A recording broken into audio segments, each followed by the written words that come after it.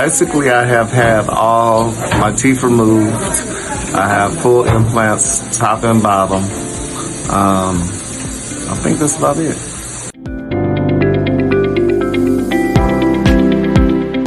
I think it was like 3-4 days when I got my teeth installed. It's been a month now, and everything is feeling better day by day.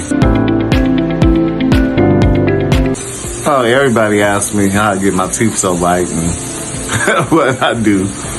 But yeah, it's a good process. I feel great. The experience was transforming. I would recommend it to any and everybody.